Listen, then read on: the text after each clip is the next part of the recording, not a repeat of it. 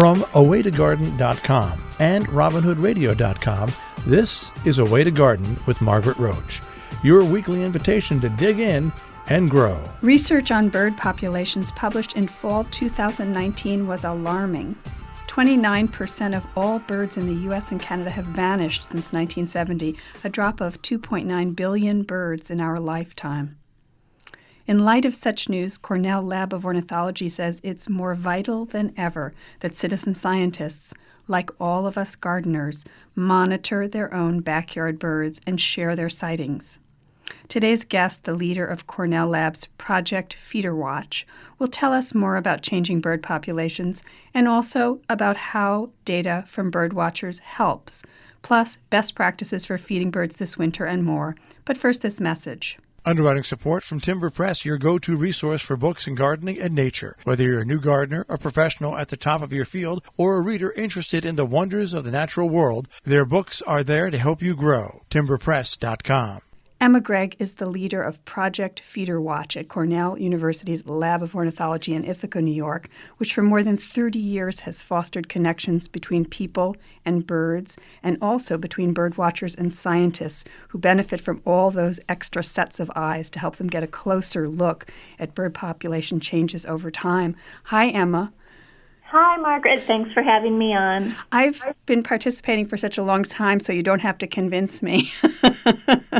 But yeah, I love FeederWatch and other such citizen scientist opportunities.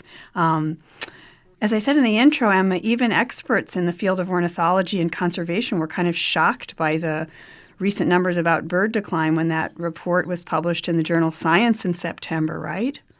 Yeah, I think it was a surprise to all of us, even though I think in the back of a lot of our minds we knew that lots of species were in decline. Yeah. Really see the magnitude of it through this paper was eye-opening to everybody. I think John Fitzpatrick, the director of the Lab of Ornithology at Cornell, said the report is our wake-up call. And so what do you think it kind of wakes us up to need to do more, to look at? And what are you thinking about even more?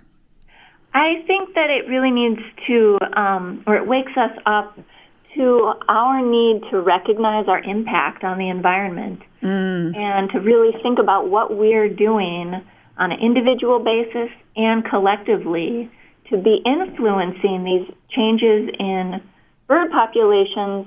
But also, really, it's like the canary in the coal mine, right? It's not just the birds that are changing, but it's the environment that's changing as well. Right. Well put.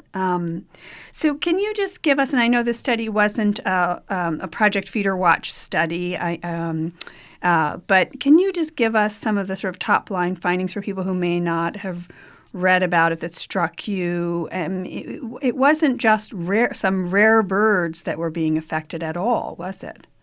That's exactly right. So the declines that the researchers observed were from Christmas bird counts and breeding bird surveys. Yes. So these long-term citizen science data sets. And they looked at what families of birds were showing declines and were showing increases through time. And most of the families that they looked at had declines. So this includes sparrows, blackbirds, warblers, birds that include species we see in our backyards all the time. Yes. So that's part of what is so surprising about it. We're still seeing these birds, but we're seeing fewer of them. And so it's kind of, in some cases, this subtle effect that you probably wouldn't notice if you didn't have these long-term data sets with bird counts collected in a really consistent way. So I might still see a particular type of sparrow each year and put it in my findings, but I might see 3 instead of 7, and I'm just making up numbers, But the groups that are being recorded each time there is a sighting of a particular species may be smaller? Exactly. That's exactly right. And is this just the tropical migrants, or is it also, birds that are kind of stick around, seem to be here more, don't go all the way to the tropics during the winter from our northern areas? Or Yes, it includes both. Mm-hmm. So migrants are really high on the list of species that are suffering, and I think that makes a lot of sense because just think of all the habitat that a migrant needs. It needs breeding habitat, it needs far away wintering habitat, and it needs stopover habitat for the trip. So you can imagine why migrants are not faring very well in the face of habitat loss. Right. But we also are seeing declines in some really common species like blue jays and juncos. Juncos are the most frequently reported species in Project FeederWatch. Oh. It's such a surprise that they're declining, but they are. And so this paper was just opened our eyes to what's actually happening to species that we think are doing just fine. Right. I mean, based on what's going on under my feeder the last 10 days or so since I was able to put the feeders out, or I risked putting them out when I was hoping the black bear were not going to show up. Some of us in rural areas have to be, well, even not so rural areas in some cases, but where I am, bears just walk around, like they walk down the road. It doesn't even matter. Oh my gosh, that's so cool. Yeah, it is cool, but it is a little startling when you're right. You go to fill the feeder, and there's someone out there like holding on to the feeder and bending the pole with like one finger. Oh my gosh, that would really give me a startle. They're strong guys. But when I put them out, what happens almost instantly, and I always wait till I see the first juncos kind of looking around, and lots and lots of juncos will be under the feeders, mostly feeding on the ground. And, but so I wouldn't have thought until I read the report, I would not have thought that was a bird that was in decline. Yeah, there really were some surprises in this report for all of us. So the project you direct is called FeederWatch, and I think it's been in existence since 1987 maybe, so it's 32-ish years. Is that right? Yep, that's right. This will be the 33rd year this winter that the program has been going on in its current form. And so people register, they make a small donation to the lab, I think, and they get program materials. And just tell us sort of what is it, just roughly, that people do? Well, roughly it's a bird counting program, sort of like the Christmas bird count or the breeding bird survey.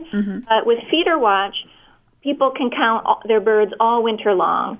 So it gives a really good look at what's happening at any given location because there are these repeated observations that people make. So it's like November to April-ish, right? Is that what it is, November to April? Yep, that's exactly right. And people can count as often as every week, but it's also very helpful to count, even if you can only count a few times all winter, that still gives us a really good idea of what's happening, just to have a couple repeated counts. And my point, I'm saying this because it's very flexible. You can really count as much or as little as you like to accommodate your schedule. So I think the program's really nice in that respect. How many people participate in a given year? Is there a rough number? Yeah, there are these days about 20,000 people in the U.S. and about 3,000 in Canada that participate in the program every year. And Bird Studies Canada is the entity that's like the partner in Canada to Cornell. Is that right? Yep, that's exactly right. Yeah. We've been working together since 1986 to run this program. Wow. So over those years, you two entities have accumulated a lot of data. We were just talking about some data that's been analyzed for part of this other research that was published in the journal Science. But so you have all this data, and you had already kind of been drawing conclusions about some shifts in populations of birds. And one that I think about, I'm a northern person. I'm in the Hudson Valley, Berkshires area of sort of New York, Massachusetts area. And 30 years ago, when I first used to put out my feeders in the winter, I would have tons of evening grosbeaks, for instance, and I'd have pine siskins galore. And those are two birds that, evening grosbeak, I can't remember the last time I saw one in my area, though there are reports not too far away from me. And pine siskins are an occasional visitor now. Are those the kind of birds that you, or two examples of the kinds of things you've noticed differences? Or what are some of sort of the highlights or lowlights of differences that you've noticed in your data over the 30 years? Yeah, those two that you mentioned are really good examples. Within FeederWatch, we have seen the striking decline of evening grosbeaks, and that was something that also they noticed in the science paper. So that's kind of really confidence boosting, I think, when all these different citizen science efforts lead us to the same conclusions about what's happening with birds. Any sense of what the factors are? And I know that people counting birds doesn't give you a conclusion. It's not the analysis part. But based on other research or whatever, are there any thoughts about that? Yeah, I think that one of the things that people suspect has a great deal to do with the changes in bird populations are changes in habitat. Mm-hmm. So a lot of grassland species are in decline, and those are species that live in places that are being converted to agriculture. So the habitat is changing, and agriculture often includes a lot of pesticide use, which can then impact insect populations and therefore downstream impact bird populations. So habitat use and pesticide use are two things that people suspect are playing a role in these bird declines. But it's really hard to draw tight conclusions between an effect and a decline because there is so much happening simultaneously for birds, and different species respond to different things in different ways. So it's just real tough to make sweeping statements about what is causing the decline. Right, and then the whole climate shifting in the profound ways that it has that we read about every day. And those of us who have been, say, gardening or doing some outdoor activity in a given area over a period of time have noticed, and even just living somewhere, you probably notice drastic changes. The ranges of birds also seem to change, don't they? I mean, the like where birds go to, and I guess I'm sort of thinking about, I don't remember, and maybe I'm wrong, but I don't remember black vultures being as far north as they are now when I began birding. I don't remember them being a common thing. Now they're an everyday thing in season in my area with the turkey vultures, for instance. That's just one that pops into my head. But are birds' ranges also changing? Is that something that you notice through your data set?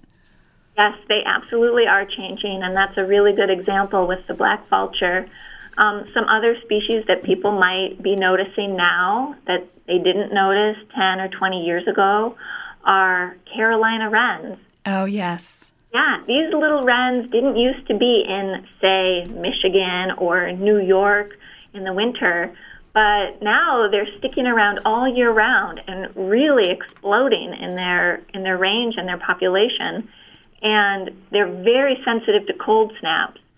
So we think the reason they're able to persist in these more northern latitudes is because winters are becoming more mild in some places. And so we can absolutely see this effect of changes in climate on changes in birds. And it's interesting because in some cases, ranges are actually expanding. So some species are doing better than they used to be doing. But then other species, northern, more cold latitude birds, are not necessarily doing so well. So there's definitely a change that's happening for a lot of birds. I'll tell, I'm going to say in quotes, my Carolina wren, who entertains me much of the day at the moment, adorable bird. I'll tell him or her that we talked about him or her today. Okay, good. And I have hermit thrush too. Oh yeah, that's another good one. Yeah, and I don't know if that's always been one that stays around in winter or not. It seems like maybe not. Maybe that's always been the case. I don't know, but I tend to have them in the winter even now too. Yeah, they do tend to stick around in winter, and it's surprising because we think of thrushes as birds that migrate, and they do a bit, but hermit thrushes, they can handle a little bit of cold weather. Yeah. What about, a lot of people cringe at the thought of this, but there are certain hawks that will hunt at bird feeders and pick off songbirds, and people feel terribly guilty like they've caused the death. And So what about, like, say, Cooper's hawks? Have they sort of learned that feeders are a good source of food, and have they changed their wintering ranges as a result? Or is this just they've always been around in winter? Because I see more of them, too, or I feel like I see more of them. You do see more of them. Okay. They've shown a really big increase in their winter range and their range as a whole over the past couple of decades. Cooper's hawks are really thriving. And sharp-shinned hawks thriving, maybe not quite to the degree that Cooper's hawks are. But we think that it may have to do with them figuring out that backyard bird feeders are a really good source of food. So they're actually thriving. And I guess people have to decide if they want to feel good or bad about that. But hawks are birds too, so I feel like in a way it's kind of cool to have them in your backyard and the whole circle of life happening at your feeders. I know it can be a little brutal. It is, but it was Pete Dunn, I think, the ornithologist, who said to me in an interview years ago when I said, "Ooh, it creeps me out," and he said, "Margaret, that hawk would have eaten a songbird somewhere else that day. You know, if it was going, it was going to eat a songbird. It's what it eats." Right. So exactly. yeah, it's going to do it in front of you. You witnessed it, but it was going to eat one somewhere. Yeah, exactly.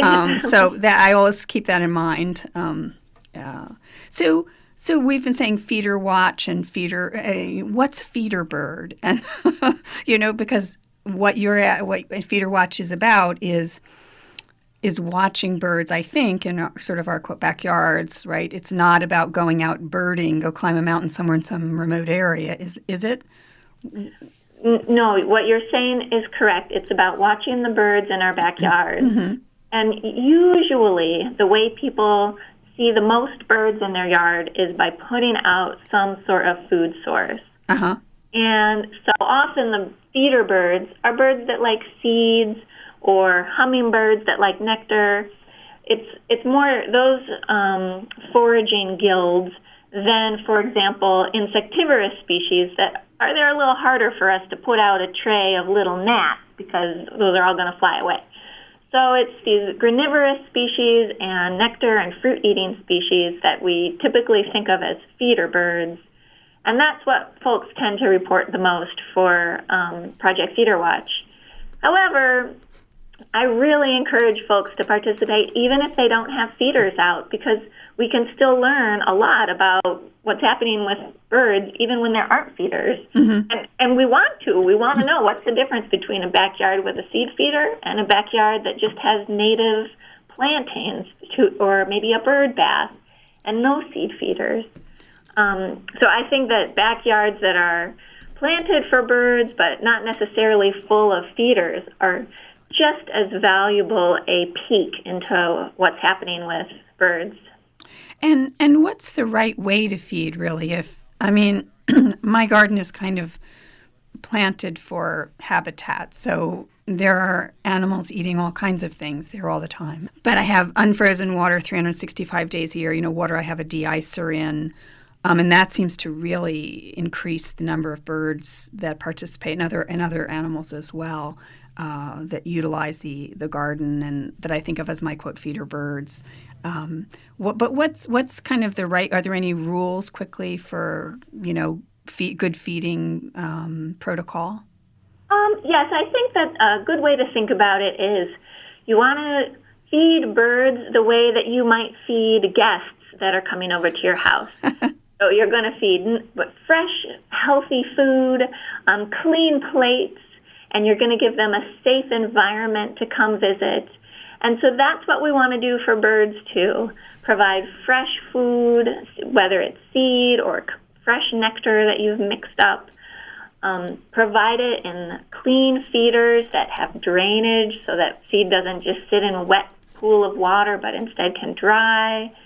And it's really good to provide habitat either in the form of bushes or brush piles in your yard so that the birds have some place to perch and hang out before coming to a feeder. And that gives them a more cover for evading those Cooper's hawks that are probably hanging out too. Yes. Is sunflower the highest value food? I mean, if you're going to feed one thing, is that kind of the best for generally? Yeah, sunflower is a great seed. Lots of birds like it, and it's very fatty and oily, so it provides a lot of calories per bite for the birds. Thistle, also called Niger seed, that's another really good one for attracting a wide variety of species with just one simple seed type. Yeah, the finches seem to really like it. Mm-hmm. Yes, exactly. Yeah. And what about with the counting? What's the right way to count? Because I think I read, I remember some blog posts, I think, on the Lab of Ornithology website. I feel like there was this anecdote about how the British ornithologists or whatever, researchers regretted not counting sort of really familiar birds like house sparrows, and that sort of came back to bite them, not having that data. And, a lot of us are inclined to just, oh, I saw an unusual bird, and we go and we count. We write that down, but we don't write down the everyday stuff. What's the right way to count to help you to be good citizen scientists? Yeah, so that's a great question. And FeederWatch is really designed to teach people how to count in a way that will be really informative to understanding changes in birds. And so what that right way is to count no matter what's there. So if you look out your window and there aren't many birds there, well, that's still really valuable because we want to know, well, what's going on in the environment on the days when there aren't many birds, just as much as we want to know what's going on in the environment when there are lots of birds. Right. You really can't have one without the other. So for people to just choose their count days and count no matter what and report whatever they see, even if it doesn't feel exciting, that is what ends up leading to really great long-term data sets that are a really good representation of what's actually happening with the birds. Okay. So I shouldn't just put down something I'm really excited about, because that doesn't show the real situation in my backyard on a continuum at all. Right, because if you imagine looking at a bunch of counts where you only wrote down when this super rare bird showed up, well, someone coming and looking at those counts later would see that rare bird shows up every time you look, and they might actually, it would seem like that rare bird is actually common. Right. So, that's what we want to be able to tease apart, and by having people just count no matter what is out there and not bias their counts towards rare things. Oh, good thinking. So in the last 2 minutes, I wanted to ask you, here you are, it's already well into November when we're speaking, and so people have been sending in their sightings, and you're looking at what's coming in, the pulse of things. And we were just talking about exciting birds, are there birds you're really looking, and you're, especially in the wake of all this research coming out and so forth, that you're especially looking to see what's happening with them that are on your radar?